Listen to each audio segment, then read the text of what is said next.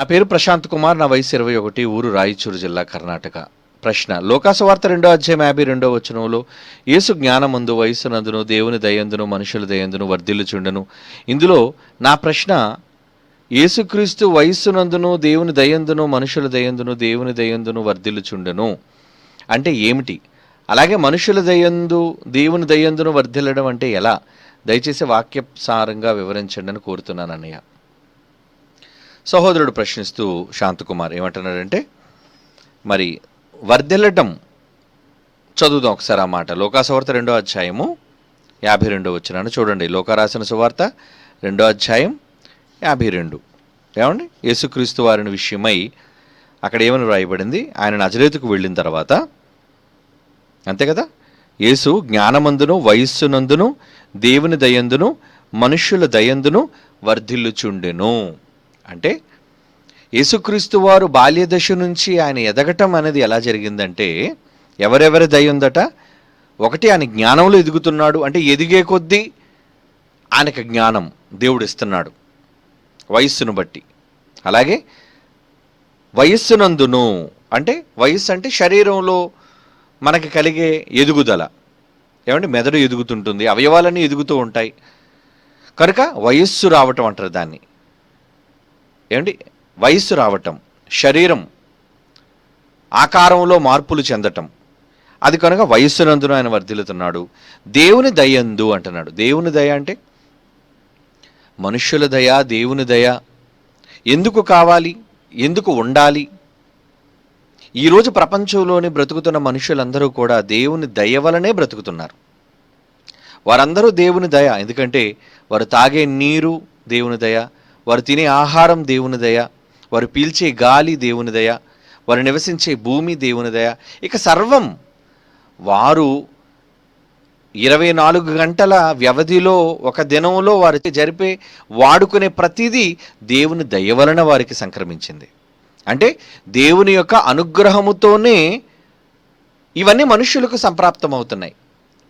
అయితే ఇది కాకుండా మరలా ప్రత్యేకమైన ఆదరణ దేవునిది ఉంటుంది. ఎప్పుడు, ఎవరికి అంటే, ఎవరైతే ఆయనను గురించి ఆలోచన కలిగి ఉన్నారో, ఎవరైతే దేవుని యందు భయభక్తులు కలిగి ఉన్నారో, వారిపైన మిగిలిన కోట్ల మంది మనుష్యుల కంటే కాస్త ప్రత్యేకమైన శ్రద్ధ దేవుడు చూపించేవానిగా ఉంటాడు ఆయన. ఎందుకంటే ఆయనను ప్రేమిస్తున్నారు కనుక, ఆయన పట్ల ఆలోచన కలిగి ఉన్నారు కనుక. ఇటువంటి ఆలోచనతో ఎవరైతే మనుషులు ఉంటారో, అది ఏ వయసు నుంచి ఉంటుందో ఆ వయసు నుంచి కూడా ఆయనకి ఏముంటుంది?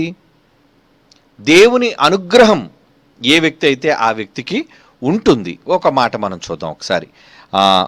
అదే లోకారాసిన సువార్త 4:22 చూడండి. లోకారాసిన సువార్త 4:22 ఏమండి? అప్పుడు అందరూ ఆయనను గూర్చి సాక్ష్యమిచ్చుచు ఆయన నోట నుండి వచ్చిన దయగలగన మాటలకు ఆశ్చర్యపడి. అంటే మనుష్యుల దయ, దేవుని దయ, ఇవి రావడానికి కారణం ఏంటంటే ఆయన ఎలా ఉన్నాయి, ఆయన మాటలు ఎలా ఉన్నాయి? అందరినీ ఆకట్టుకునేటట్లుగా ఉన్నాయి. పెద్దవారు కావచ్చు, చిన్నవారు కావచ్చు. ఆయన కొండ మీద ప్రసంగాలు చేసేటప్పుడు 4 సువార్తలను మనం చూడగలిగితే ఎందరూ ఆయన ముందు కూర్చున్నారు చెప్పండి. ఒక పసిబాలుడు కూడా, చిన్నవాడు కూడా మరి 5 రొట్టెలు 2 చిన్ని చేపలు పట్టుకొని మరి వచ్చేసి వాళ్ళ తల్లి పంపించేసింది, నాయన నువ్వు ఆయన మాటలు వినాలి అని.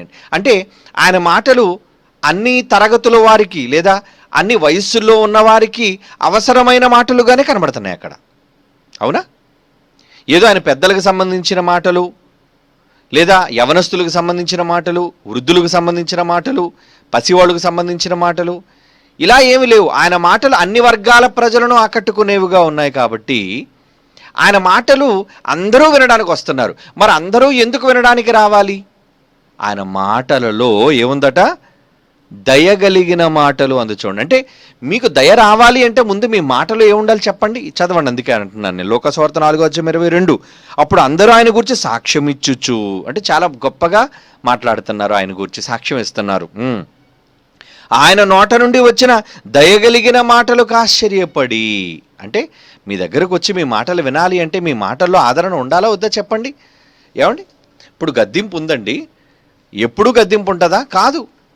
గద్దించినప్పుడే గద్దింపు ఉంటుంది. మిగతా టైంలో, మిగతా సమయాల్లో వారిని ఆదరించే మాటలు, వాళ్ళు మేలుకొల్పే మాటలు, వాళ్ళని సరిచేసే మాటలు, ప్రేమతో వాళ్ళని చేరదీసే మాటలు అన్నీ ఉంటాయి.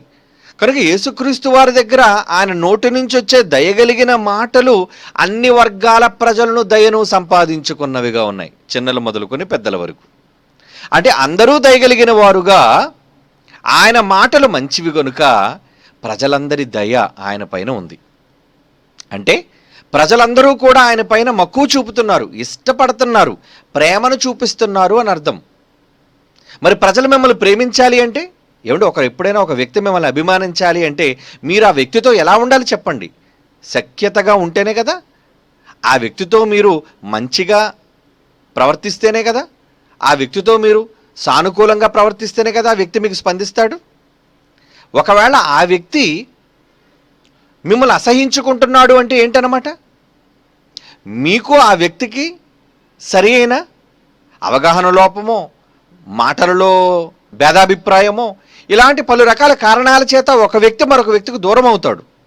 కానీ యేసుక్రీస్తు వారు చుట్టూ కొన్ని వేల మంది ప్రజలు ఆ రోజు, ఏమండి, వేల కొలది ప్రజలు ఆనాడు, మరి ఇప్పుడు ప్రపంచమంతా కొన్ని కోట్ల మంది ఆయన విశ్వసించగలుగుతున్నారు అంటే ఆయన మాటల్లో ఏముంది చెప్పండి?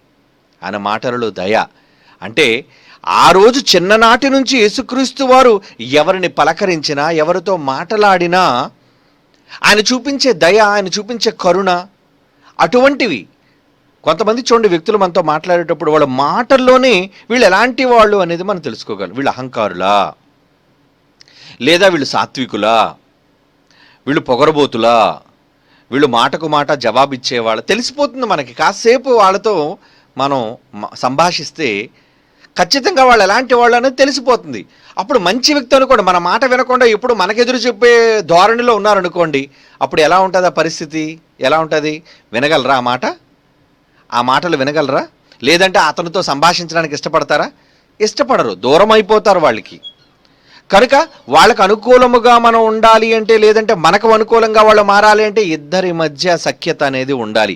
ఈ సఖ్యత మాటల వల్లే వస్తుందర్రా. కనుక యేసుప్రభు అందరి దయ సంపాదించుకోవడానికి గల కారణం ఆయన మాటలలోనే దయ. ఏముంది ఆయన మాటల్లో? దయగలిగిన మాటలు. అంటే మనుష్యుల దయ ఆయనకి ఉంది. అంటే అందరూ ఆయన పట్ల జాలిపడ్డం. ఎందుకంటే ఆయన కూడా మనుష్యుడి పట్ల అలాగే రెస్పాండ్ అవుతున్నాడు. ఎలా? గుడ్డివాడిని చూశాడు, ఆయన స్వస్థపరచాలి అనుకున్నాడు. జక్కయ్యని చూచాడు, నీ ఇంటికి వస్తాను పదా అన్నాడు. అంటే ఎంత దయగలిగిన వాడు. విధవరాలు కుమారుని చూచాడు, బ్రతికించాడు. అంటే కొందరు అడుగుగా ఆయన చేశాడు, కొందరు అడగకుండానే ఆయన చేశాడు. మరి ఇదంతా దయ కాదంటారా? మనం వారి పట్ల దయ చూపించినప్పుడే కదా ఎదుటి వారి నుంచి మనకు దయ వస్తుంది. కనుక మనుష్యుల దయ. చదవండి ఇప్పుడు ఆ మాట. అడిగిన ప్రశ్నలో లూకాసు వార్తలోని 2వ అధ్యాయంలో 4వ అధ్యాయంలో, లూకాసు వార్త 2వ అధ్యాయం ప్రశ్నలో 52 యేసు జ్ఞానమందును వయస్సునందును దేవుని దయందును మనుష్యుల దయందును వర్ధిల్లుచుండెను. అంటే నిజంగా మీరు దైవ కుమారుడైతే దేవుని దయ మీ పైన ఉంటుంది. మీరు మనుష్యుల దయ మీరు సంపాదించుకుంటే ఏమవుతుంది? మనుష్యులు కూడా మీ పట్ల దయ చూపిస్తారు. మీకు అవసరత కలిగింది, 10 మంది మీ చుట్టూ చేరాలి అంటే, 10 మంది మిమ్మల్ని ఆదుకోవాలి అంటే, మీకు ఆపద కలిగింది అనగానే 10 మంది పరిగెట్టి మీ దగ్గరికి రావాలి అంటే, మీరు ఒకనాడు వాళ్ళతో దయగా ఉంటేనే కదా వాళ్ళ దయను మీరు సంపాదించుకోగలరు. అంటే యేసుప్రభు చిన్ననాటి నుంచి ఆయనకి ప్రజల ఫాలోయింగ్ ఎక్కువ. దయ. చాలా మంచోడండి. ఆ యోసేపు కుమారుడు ఉన్నాడండి యేసుప్రభు, ఆయన పేరు యేసు కదండి. చాలా మంచి కుమారుడండి, చాలా మంచివాడండి, అందరూ యవనస్తున్నటువంటి కాదండి ఆయన అని ప్రజలు ఆయన చూచినప్పుడు, లేదా ఆయన క్రియలు చూచినప్పుడు, ఆయన మాట తీరు చూచినప్పుడు ఆయన మీద జాలిపడ్డారు, ఆయన ప్రేమించారు. ఇలా మనుష్యుల దయను సంపాదించుకున్నాడు. అది ఎదగడం అంటే మనుష్యుల దయలో. ఇక దేవుని దయలో ఎదగడం అంటారా? నువ్వు దేవుని పట్ల ప్రేమ కలిగి భక్తిపరుడుగా నీ ఉంటే ఖచ్చితంగా దేవుని దయ నీ పట్ల ఉంటుంది. అంటే దేవుడు చెప్పిన వాటి ప్రకారంగా ఒకవేళ మీరు జీవించే పనిలో మీరు ఉంటే ఖచ్చితంగా మీరు దేవుని దయను సంపాదించుకుంటారు. కనుక యేసుక్రీస్తు వారు చిన్ననాటి నుంచి అటు మనుషుల దయ, దేవుని దయ, అందరి దయ సంపాదించుకొని అందరి దయలో అందరి ప్రేమను పొందుతూ అందరికీ ప్రేమను పంచుతూ ఆయన బ్రతుకుతున్నాడు. అది నాన్న చిన్నప్పటి నుంచి ఆయన వయస్సులోను జ్ఞానములోను మనుష్యుల దయ ఎందుకు అంటే మనుషుల దయ మనకు అవసరమా అంటే, నీవు మనుషుల పట్ల జాలి చూపించినప్పుడే కదా, దయ చూపించినప్పుడే కదా వారు నీ పట్ల దయ చూపించగలరు. మనుషుల పట్ల నువ్వు కర్కశంగా ఉంటే, నీకు ఆపద కలిగినప్పుడు, నీకు అవసరత కలిగినప్పుడు ఎవరు వస్తారు నీ దగ్గరికి? ఎవరుంటారు నీ వెనక? కనుక దేవుని దయతో పాటు మనుషుల దయ కూడా ఆయన సంపాదించుకున్నాడు. ఏమండి? ఓకే, గాడ్ బ్లెస్ యూ నాన్న. మంచిది. స్వస్థతలెన్నో చేశాడు, దేవుని కోసం చెప్పాడు, పాపుల మధ్య ఉండి పరిచారమే అతడు చేశాడు. దేవుని పిల్లలమన్నాడు, తనకందరు తమ్ముళ్ళన్నాడు, ప్రతి వారిని ప్రేమించాలనే దైవ ప్రేమే అతడు చూపాడు. రాజుగా చేస్తానంటే పరిచారమే చేస్తానన్నాడు, పరిచారం చేయుటకే పదవసరమే లేదన్నాడు. పన్నే చెల్లించాడు, ప్రేమతోనే మార్చేశాడు. అతడే మార్గదర్శి.